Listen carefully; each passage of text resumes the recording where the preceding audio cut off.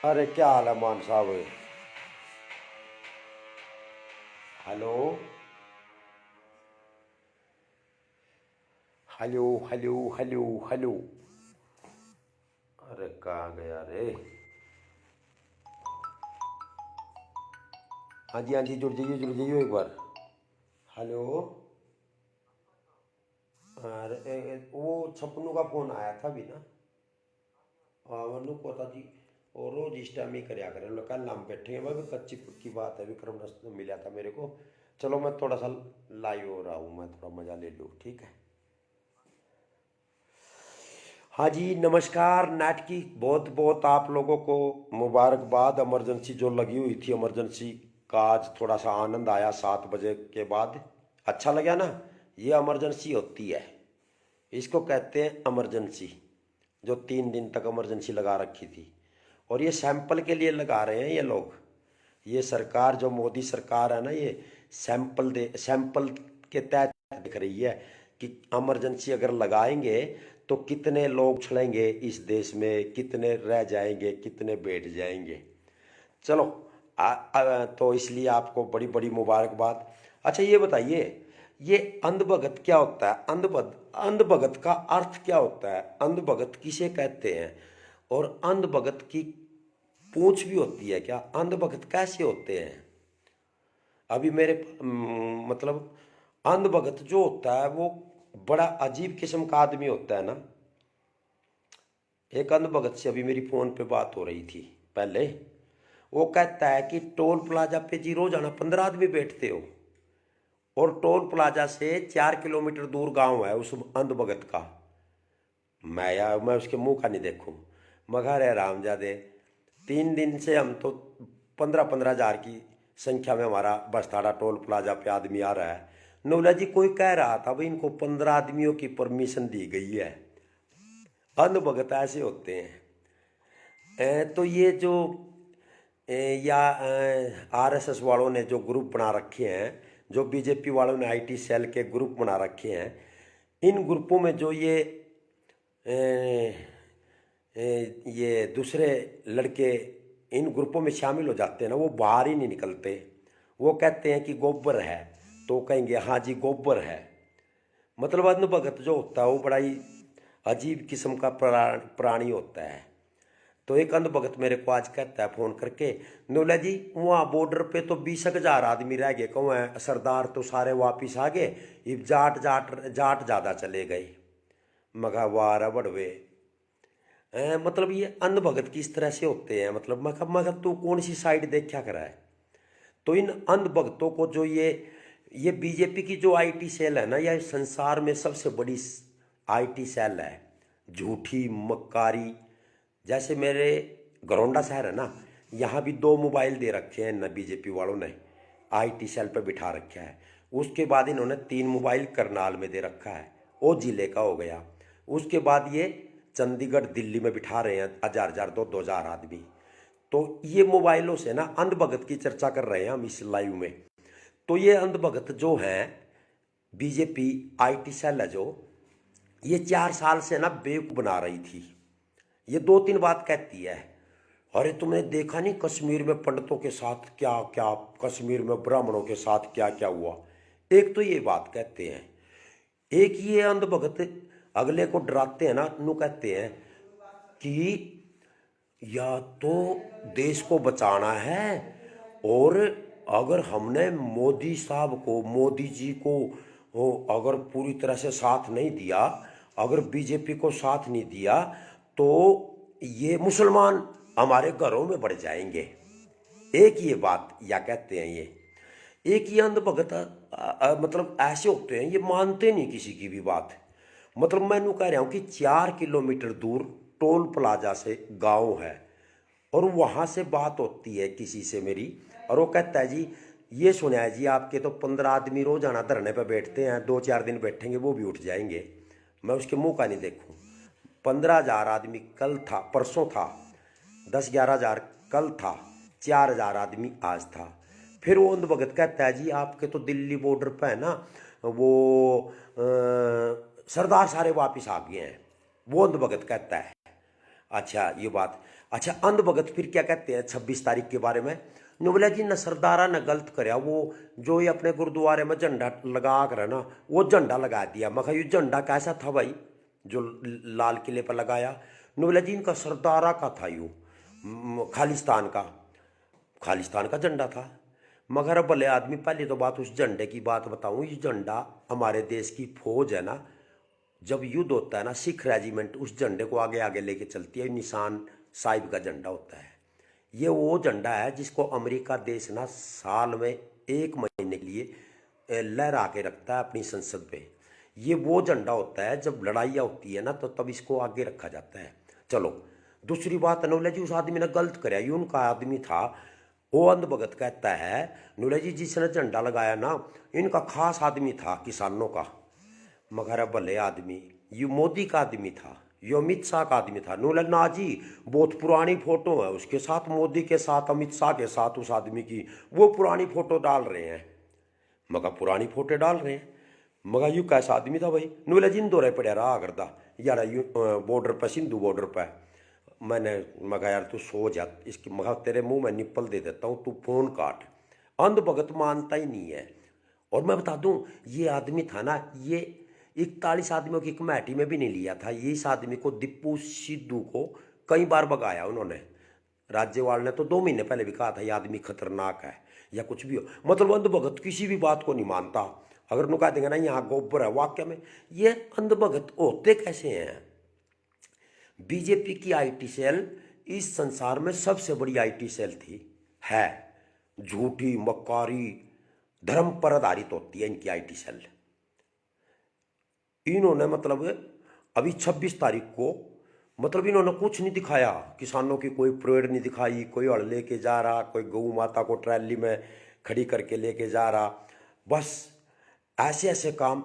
और सबसे ज़्यादा अंधभक्ति ली टेलीविज़न के इन चैनल वालों ने, पर इनकी गोभी खोदी किसान पुत्रों ने। अब किसान पुत्रों की फेसबुक, आज जो नेट खुला है ना, इसमें हाँ ट्विटर बंद कर दिए हैं, बड़ी बड़ी फेसबुक किसान पुत्रों की बंद कर दी है। अच्छा एक तरफ मोदी नु कह रहा एक फोन कॉल दूर हूँ मैं, दूसरी तरफ जो संसद में कल वो पंजाब वाला आम आदमी पार्टी वाला एमपी बता रहा था, और जो पराल वाला और बिजली कनेक्शन वाला है, वो बिल भी पास करने लग रहे हैं। मतलब इनके दिमाग में जो ये अंधभगत है, और अंधभगतों के जो नेता हैं, जो ये खटमली हैं, नागपुरी बगवाड़े, ये जो बीजेपी वाले हैं, इनके दिमाग में वाहेगुरु ने, परमात्मा ने बात नहीं बाड़ी। इनका विनाश करना चाहता है परमात्मा, वाहेगुरु इनका विनाश करना चाहता है। इसलिए इनके दिमाग में कोई भी बात नहीं बाढ़ रहा, और इसलिए ही किसान आंदोलन और लंबा हो रहा है। मतलब जितना लंबा हो रहा है ना, उतना ही अभी वो राज्यपाल सत्यपाल मलिक है, राज्यपाल, उसने कहा है मोदी को, राज्यपाल है वो संवैधानिक तौर पे, उसने कहा है कि किसान आंदोलन को तुरंत रोक दिया जाए, नहीं तो बड़ा नुकसान हो जाएगा। और मैं आपको बता रहा कि घर घर में क्रांति आ गई है। मेरे यहाँ गरोंडा में 36 बिरादरी साथ लग गई है। जैसे राजपूत समाज था, आज रायपुरा गांव है, रायपुरा गांव, भूषण राणा जी हमारे मित्र, एक्स सरपंच, 51,000 रुपये टोल प्लाजा पे दे के गए अपने साथियों के साथ। और भी मतलब राजपूत समाज से आ रहा है, ब्राह्मण समाज से आ रहे हैं, मतलब इन्होंने समाज में तो बांट दिया। सारे समाजों से 36 बिरादरी से आदमी आना शुरू हो गया है। अब तो लोहो पुरुष हो गए हैं। और मैं आपको बता दूं, सिद्धू बॉर्डर पर उन जो दिल्ली में हमारे बुजुर्ग किसान पड़े हैं ना, 50,000 आदमी तो वहाँ बम पड़े हैं, जो कि लाशें आ सकती हैं वहाँ से उठ के, अगर अध्यादेश नहीं हुआ, वापिस नहीं आने का। तो ये अंधभगत जो हैं, ये जो पोस्ट देखते हैं, जो बीजेपी वाले, ये झूठी आईटी सेल है, जो ये झूठी आईटी सेल जो चलाती है ना, तो उसके तहत जो निचला गांव का ये बका लेते हैं बीजेपी वाले, उनको कार्यकर्ता बना लेते हैं। इन रामजादव ने सरदारों को पत्थर बरसवाए, इन्होंने पिटा, रामजादव ने मुंह में से गाली निकला, पुलिस ने पिटवाए, पुलिस की वर्दी पैर पर के इन्होंने सरदारों को, इनको अभी 28 तारीख को मारा। हमारे यहाँ घरोंडा में भी गाड़ी तोड़ दी, गुरनाम था गक्षिणे वाला, उन्होंने उसने FIR दर्ज। तो जो ये अंधभगत होता है ना, ये बड़ा जालिम और बड़ा देश के लिए खतरनाक, ये एक ही धर्म पर आधारित होता है। और हमारा देश है ना, जो भारत देश है, ये धर्मनिरपेक्ष देश है। यहाँ हिंदू मुस्लिम सिख ईसाई हम सब है भाई भाई। अगर ये किसान आंदोलन नहीं होता ना, ये बर्बाद कर देता मोदी इस देश को, ख़त्म कर देता। समझ गए? ये किसान आंदोलन जो हुआ है ना, इससे बड़ी जागृति आई है और सारा प्यार वापिस आया है। नहीं तो ये लोग है ना बीजेपी वाले, ये खा जाते इस देश को।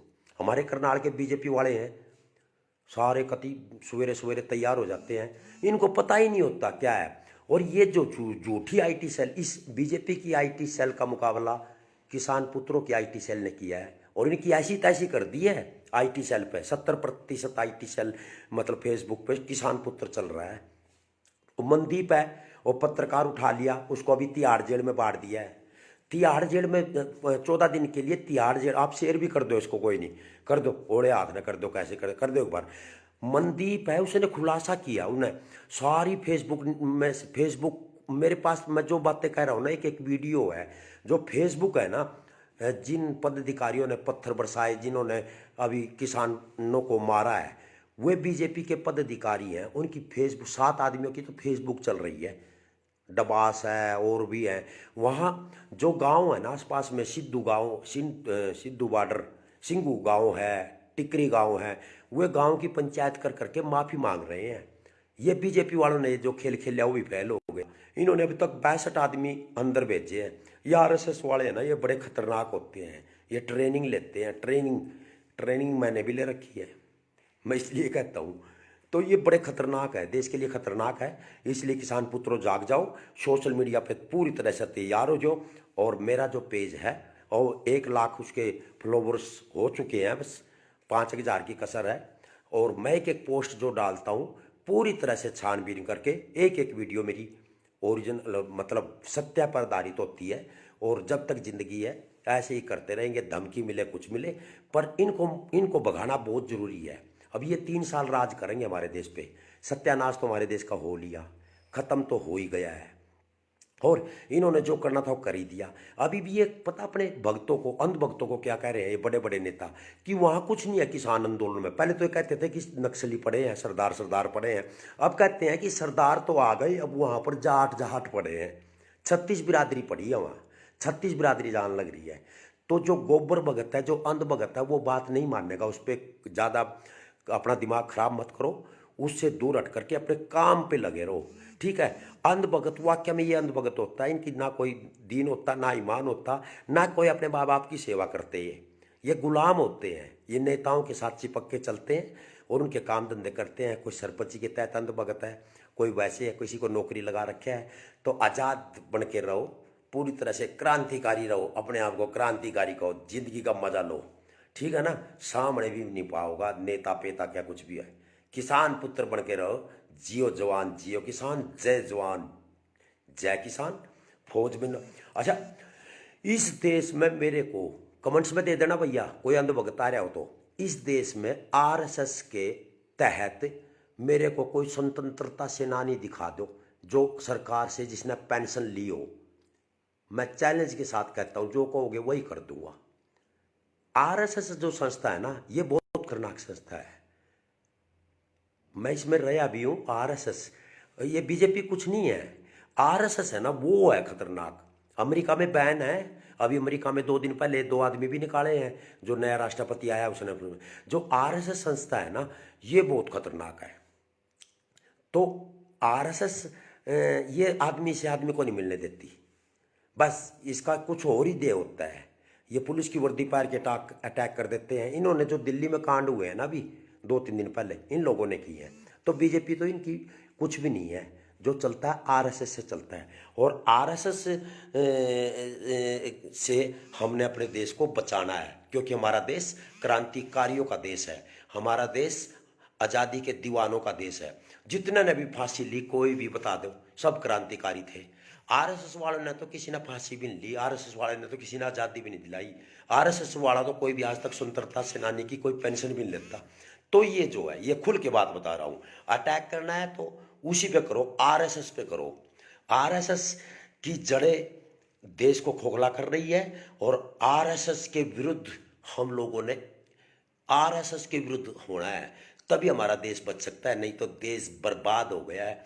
देशभक्तों में अंधभक्तों की संख्या बहुत बड़ी हुई है। आज भी मोदी इलेक्शन कर लड़ लेना तो मोदी मोदी ही आएगा, क्योंकि अंधभक्तों की संख्या बहुत है, क्रांतिकारियों की संख्या हमारे देश में कम है, इसलिए देश कठिनाई में है। पर यह किसान आंदोलन जो चल रहा है बड़ा जबरदस्त चल रहा है, घर घर में क्रांति आ गई है और किसान आंदोलन ने ऐसी तैसी फेर दी है सभी की, बौखला दी है सभी। आप इसको शेयर भी करना और मजे भी लेना और आप बात भी सुनना, और इन झूठे आदमियों को देश से दूर करना है, राजनीति से दूर करना है। बहुत गद्दार आदमी है ये, झूठे आदमी है ये। भारत माता की जय तो हम बोलते हैं ना, हमारे को अच्छा लगता है, हम बोलेंगे भारत माता की जय। ये तो भारत माता की जय भी नहीं बोलते थे, इन लोगों ने तो कभी तिरंगा झंडा भी नहीं लगाया अपने बैंगलोर के ऑफिस पे, अब करने लग गए तिरंगे झंडा की। और ये जो किले में कांड हुआ है ना, इन्होंने करवाया था, वो भागा हुआ है दीपू, उसको मारेंगे, देख लिए सरदार ही मारेंगे उसको, दीपू संधू को, सरदार उसके पीछे लगे हुए हैं। इस देश में कोई भी खालिस्तानी नहीं मांगना चाहता। ये जबरदस्ती सरदारों को थाली में खालिस्तानी शब्द रख करके दे रहे हैं कि ये सरदारों तुम खालिस्तानी हो, ये सरदारों तुम खालिस्तानी हो, जबरदस्ती उनको खालिस्तानी बना रहे हैं। सरदार पीछे हट रहे हैं मेरे भाई। जो खालिस्तानी की वीडियो आती है, जो विदेशों से आती है, असल में विदेशों में कुछ शरारती तत्व हैं सरदार, वो लोग वीडियो भेजते हैं और ये एडिट करके बीजेपी वाले, आरएसएस वाले उस वीडियो को यहाँ की बना देते हैं। असल में हुआ क्या, 1984 में जब दंगे हुए ना, पूरे के पूरे सरदार खत्म हो गए। दंगे बड़े जबरदस्त थे, उस टाइम मोबाइल नहीं था, ये मोबाइल होता तो दूध का दूध पानी का पानी हो जाता। तो जो दंगे हुए ना, पूरा परिवार खत्म हो गया सरदारों का। उसके बाद सरदारों का एक आधा जो बच्चा बचा हुआ था ना, वो विदेशों में भाग गया। विदेश में भाग करके वो चिल्लाता रहता है। वो विदेश में गंदे आदमी है, कई देशों में गंदे आदमी है जो सरदार लोग हैं, उनसे यहाँ के सरदार, अपने भारत देश के सरदार भी दुखी हैं, क्योंकि विदेशों से वो लोग कुछ वीडियो भेजते हैं और बदनाम यहाँ के सरदार होते हैं। नहीं तो खालिस्तानी का तो कोई झंडा भी नहीं। हमारे देश के मूर्ख लोग ये गोबर भगत, इन्होंने अफवाह फैला रखी, जो यू किले पर झंडा लगाया है उस मोदी के आदमी ने, इसको खालिस्तानी झंडा समझ रहे हैं। ये खालिस्तानी झंडा नहीं है। तो विदेश से जो वीडियो आती है वो तो उसको एडिट करके आगे वीडियो बनाया जाता है। नहीं तो सरदार तो यार, कोरोना टाइम में तुम लोगों को भोजन खिलाया, करनाल में कुटिया में जाके देखो क्या कितना लंगर चलता रहता है। इन सरदारों ने, ये तो सड़क पे बैठ के बर्तन मांजते हैं, जूते साफ करते हैं। हम जिस कौम में पैदा हुए हम तो करते भी नहीं है काम। इनकी रीस करोगे क्या, ये तो मर जाएंगे, कट जाएंगे, पीछे नहीं हटेंगे। कितनी बुरा तरह मारा है पुलिस वालों ने इन लोगों को, बहुत बुरी तरह मारा। आप एक एक वीडियो मेरे पेज पे दे सकते हो, पर कोई गलत नहीं है। सबका लाल खून है, कर्म ही धर्म है और इंसान ही परमात्मा है। इस चीज़ को दिमाग में लेके चलो, जिंदगी में जी सा लेओगे, टेंशन नहीं होने की, और स्वस्थ रहोगे और बीमारी दूर रहोगी। और कुछ नहीं रखा, और कुछ नहीं रखा भैया। बचाना है देश बचा लो, नहीं तो देश बर्बादी की तरफ जा रहा है और आने वाला समय खतरनाक है। और किसान जाग चुका है और किसान आंदोलन ये मरने वाला नहीं है, आर पार होगा। और मोदी जितने जल्दी अध्यादेश वापस ले लेगा, उतना ही जल्दी उसको वो अच्छा कहलाएगा और उतना ही जल्दी देश बच भी जाएगा। और नहीं तो देश में मार काट छिड़ेगी भैया, मार काट। और मार काट में एक तरफ क्रांतिकारी होंगे और एक तरफ गोबर भगत होंगे। हमारी जिंदगी पता नहीं कब तक है, मेरा नींब गोली लाग जाए कब लाग जाए, पर जब तक कहोगे सच्ची बात कहोगे। हमने अपनी ज़िंदगी कति घर वालों से भी, परिवार से भी कह दिया है भैया, किसानों के लिए लड़ रहे हैं, जो होगा देखा जाएगा। ओके, जय हिंद, जय भारत, जय जवान, जय किसान, जियो जवान जियो किसान। और आप सब दोस्तों को नमस्ते, स्वस्थ रहो, मस्त रहो, शेयर कर देना। ओके।